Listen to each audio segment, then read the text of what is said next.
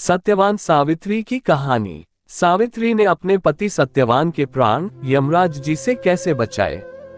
महाभारत एक ऐसा ग्रंथ है जिसमें अनेकों पौराणिक धार्मिक कथाएं व कहानियों का संग्रह है। ऐसी ही एक कहानी है सावित्री और सत्यवान की, जिसका सर्वप्रथम वर्णन महाभारत के वन पर्व में मिलता है। जब वन में गए युधिष्ठिर मार्कंडेय मुनि से पूछते हैं कि क्या कोई अन्य नारी भी द्रौपदी की जैसे पतिव्रता हुई है, जो पैदा तो राजकुल में हुई हो पर पतिव्रत धर्म निभाने के लिए जंगल जंगल भटकी हो। तब मार्कंडेय मुनि युधिष्ठिर से कहते हैं कि पहले भी सावित्री नाम की एक नारी हुई थी, जिन्होंने बहुत कठिन पतिव्रत धर्म का पालन किया था। और मुनि युधिष्ठिर को ये कथा सुनाते हैं। मद्रदेश के अश्वपति नाम का एक बड़ा ही धार्मिक राजा था, जिसकी पुत्री का नाम सावित्री था। सावित्री जब विवाह योग्य हो गई, तब महाराज उनके विवाह के लिए बहुत चिंतित रहते थे।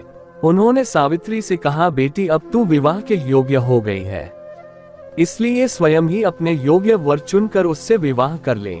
धर्म और शास्त्र में ऐसी आज्ञा है कि विवाह योग्य हो जाने पर जो पिता कन्यादान नहीं करता, वह पिता निंदनीय होता है।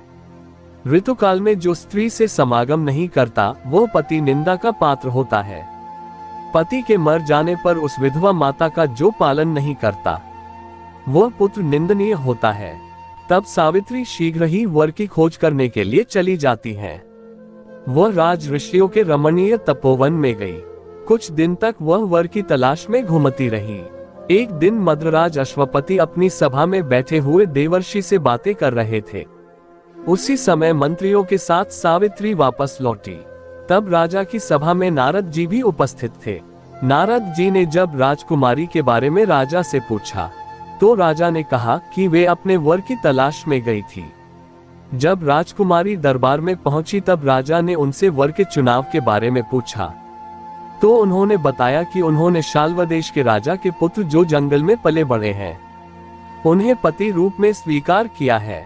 उनका नाम सत्यवान है। तब नारद मुनि बोले, राजेंद्र, ये तो बहुत खेद की बात है, क्योंकि इस वर में एक दोष है। तब राजा ने पूछा, वो क्या? तब नारद जी ने कहा, जो वर सावित्री ने चुना है, उसकी आयु कम है। वह सिर्फ 1 वर्ष के बाद मरने वाला है। उसके बाद वह अपनी देह त्याग देगा। तब सावित्री ने कहा, पिताजी, कन्यादान एक बार ही किया जाता है, जिसे मैंने एक बार वरण कर लिया है। मैं उसी से विवाह करूंगी। आप उनके साथ मेरा कन्यादान कर दें। उसके बाद सावित्री के द्वारा चुने हुए वर सत्यवान के साथ धूमधाम और पूरे विधि विधान से विवाह करवा दिया गया। सत्यवान व सावित्री के विवाह को बहुत समय बीत गया। जिस दिन सत्यवान मरने वाले थे, वह दिन करीब था। सावित्री एक एक दिन गिनती रहती थी। उनके दिल में नारद जी के वचन सदा ही बने रहते थे। जब उन्होंने देखा कि अब इन्हें चौथे दिन मरना है, तब उन्होंने 3 दिन का व्रत धारण किया।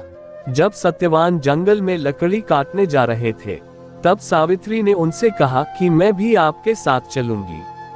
तब सत्यवान ने सावित्री से कहा, तुम व्रत के कारण कमजोर हो गई हो। जंगल का रास्ता बहुत कठिन और परेशानियों से भरा है, इसलिए आप यहीं रहें। लेकिन सावित्री नहीं मानी। उन्होंने जिद पकड़ ली और सत्यवान के साथ जंगल की ओर चल दी। सत्यवान जब लकड़ी काटने लगे, तो अचानक उनकी तबीयत बिगड़ने लगी। वह सावित्री से बोले, मैं स्वस्थ महसूस नहीं कर रहा हूँ। सावित्री, मुझ में यहाँ बैठने की भी हिम्मत नहीं है। तब सावित्री ने सत्यवान का सिर अपनी गोद में रख लिया। फिर वह नारद जी की बात याद करके दिन व समय का विचार करने लगी। इतने में ही उन्हें वहाँ एक बहुत भयानक पुरुष दिखाई दिया, जिसके हाथ में पाश था। वे यमराज थे। उन्होंने सावित्री से कहा, आप पतिव्रता स्त्री हैं। सावित्री ने कहा, आप कौन हैं? तब यमराज ने कहा, मैं यमराज हूँ। इसके बाद यमराज सत्यवान के शरीर में से प्राण निकालकर उसे पाश में बांधकर दक्षिण दिशा की ओर चल दिए। सावित्री बोली, मेरे पतिदेव को आप जहाँ भी ले जाएंगे, मैं भी वहाँ आऊंगी। तब यमराज ने उन्हें समझाते हुए कहा, मैं उसके प्राण नहीं लौटा सकता, तू कोई मनचाहा वर मांग ले। तब सावित्री ने वर में अपने ससुर की आंखें मांग ली। यमराज ने कहा, तथास्तु, लेकिन वह फिर उनके पीछे चलने लगी। तब यमराज ने उन्हें फिर समझाया और वर मांगने को कहा। उन्होंने दूसरा वर मांगा। कि मेरे ससुर को उनका राज्य वापस मिल जाए। उसके बाद तीसरा वर मांगा, मेरे पिता जिन्हें कोई पुत्र नहीं है उन्हें 100 पुत्र हो। यमराज ने फिर कहा, सावित्री तुम वापस लौट जाओ, चाहो तो मुझसे कोई और वर मांग लो। तब सावित्री ने कहा, मुझे सत्यवान से 100 यशस्वी पुत्र हो। यमराज ने कहा, तथास्तु। यमराज फिर सत्यवान के प्राणों को अपने पाश में जकड़े आगे बढ़ने लगे। सावित्री ने फिर भी हार नहीं मानी। तब यमराज ने कहा, तुम वापस लौट जाओ। तो सावित्री ने कहा, मैं कैसे वापस लौट जाऊं? आपने ही मुझे सत्यवान से 100 यशस्वी पुत्र उत्पन्न करने का आशीर्वाद दिया है। तब यमराज ने सत्यवान को पुनः जीवित कर दिया। उसके बाद सावित्री सत्यवान के शव के पास पहुंची और थोड़ी ही देर में सत्यवान के शव में चेतना आ गई और सत्यवान जीवित हो गए और उन्हें अपना राज्य भी वापस मिल गया। ऐसी पतिव्रता नारी हुई है अपने भारत देश में जो यमराज से भी अपने पति के प्राण बचा लेती हैं। तब युधिष्ठिर को समझ में आता है कि द्रौपदी ही अकेली पतिव्रता नारी नहीं है जो अपने पति के लिए जंगल जंगल भटकी है।